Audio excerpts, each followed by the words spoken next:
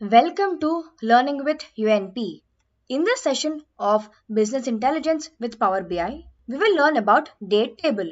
Specifically, we will discuss what a date table is, why creating date table is important, and how to create it dynamically using DAX formula in Power BI. We will use Maven Market dataset for this demonstration. Let's begin with understanding what is a date table. A date table or a calendar table is a table that contains a continuous sequence of dates within a specific range. It serves as a reference table for all date-related operations in your data model, providing a consistent structure to perform advanced time-based calculations like year-over-year growth or averages. Now we will understand why date table is important or what is the use of date table. Creating date table is crucial because many time intelligence functions in Power BI require a complete and uninterrupted sequence of dates. Without it, your calculations can give incorrect results, especially if your data has missing or irregular dates. For example, if your transaction data only records dates when orders are placed, you won't have rows for days with no sales. A date table fills these gaps and ensures your analysis is accurate and reliable. Now that we have understood what is date table and the use of it, let's move on to creating the date table dynamically using DAX formula, that is data analysis expression formula.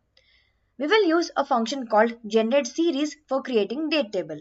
We'll see the step-by-step process of creating it. We are currently in Power BI desktop and we have already loaded Maven Market dataset and made the required changes.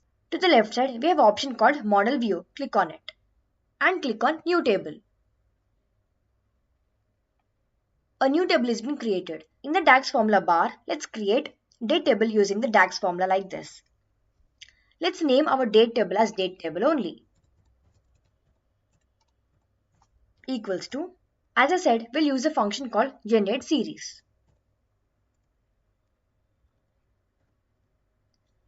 If you can see here, the parameters to be entered are visible here. Let me first type the entire formula and then I'll explain it clearly. Generate series of. In order to give the start value, I'll use a function called min of. We are considering the transaction date column from transaction data. So I'll type transaction and search for date column in transaction data. Close the bracket. Comma. In order to give the end value, I'll use the function max. Again, I'm using the transaction data table to get transaction date column.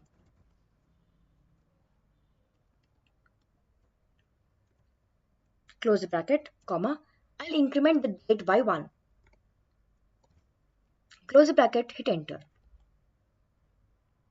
Let me explain this formula clearly. Min transaction data of transaction date dynamically finds the earliest or start transaction date in the dataset.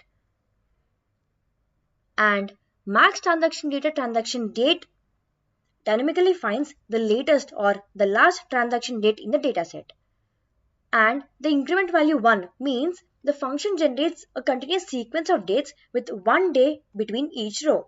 But instead of entering start and end dates from the dataset, why are we using min and max functions? We are using min and max functions to avoid hard coding or dynamically entering start and end dates, which is considered poor practice and it is also known as hard coding.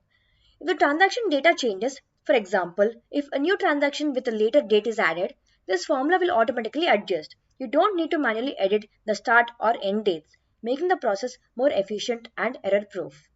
Now that we have created the date table, we will explore the properties of date table. In order to do that, let's go to the table view. Here is the date table.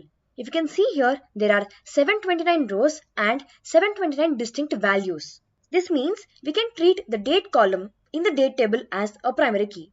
In a relational model, a primary key needs to correspond to a foreign key in other tables. In our dataset, we have transaction date column in the transactions table and returns table. These will act as foreign keys.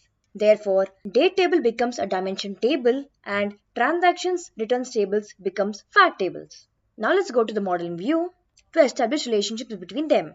Let's again create a new layout and name it as date table. Hit enter. Let's drag date table. As I said, date table is a dimension table. Now let's drag the fact tables, that is transaction table and return table. Now let's drag transaction date from transaction table and drop it in value of date table. Click on save. In the same way, let's drag return date from returns data and drop it in date table. Click on save.